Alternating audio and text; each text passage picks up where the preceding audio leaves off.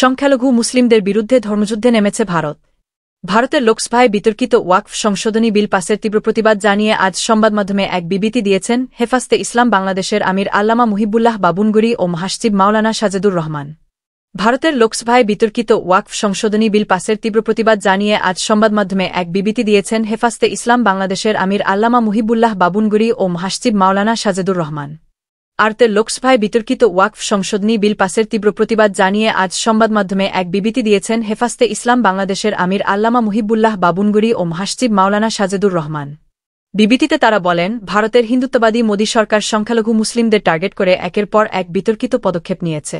তারই ধারাবাহিকতায় এবার চরম বিতর্কিত ওয়াকফ সংশোধনী বিল পাশ করে ভারতীয় মুসলমানদের ওয়াকফকৃত ধর্মীয় প্রতিষ্ঠান, মসজিদ, মাদ্রাসা ও এতিমখানাগুলো রাষ্ট্রীয়ভাবে দখলের পথ সুগম করেছে। আমরা এমন অবিচারের তীব্র প্রতিবাদ জানাই।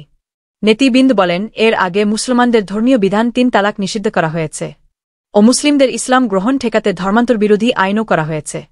ভারত থেকে মুসলিমদের বিতাড়িত করার ষড়যন্ত্রস্বরূপ নাগরিকত্ব সংশোধনী বিল পাশ করা হয়েছে।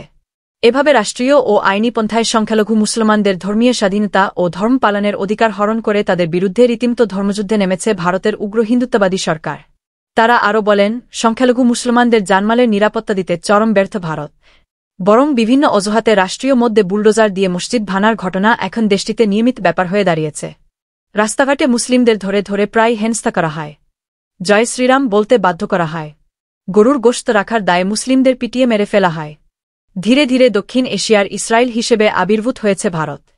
এছাড়া বাংলাদেশের মুসলমানদের বিরুদ্ধেও ঘৃণ্য অপপ্রচার ও মিথ্যাচার চালিয়ে যাচ্ছে দেশটির গদি মিডিয়া ও শাসক গোষ্ঠী। তারা বলেন, আমাদের অন্তর্বর্তী সরকারকে ভারতের সংখ্যালঘু মুসলিম নির্যাতনের বিরুদ্ধে রাষ্ট্রীয়ভাবে প্রতিবাদ জানানোর জোর আহ্বান করছি। ভারতকে ভয় পাওয়ার কিছু নেই, আমরা বীরের জাতি। বাংলাদেশে কাল্পনিক সংখ্যালঘু নির্যাতনের ভারতীয় প্রোপাগান্ডার বিপরীতে ভারতের সংখ্যালঘু নিপীড়নের বিরুদ্ধে প্রতিবাদ অনেক বেশি শক্তিশালী, যা কূটনৈতিকভাবে আমাদের রাষ্ট্রকে অনেক এগিয়ে রাখবে বলে আমরা বিশ্বাস করি।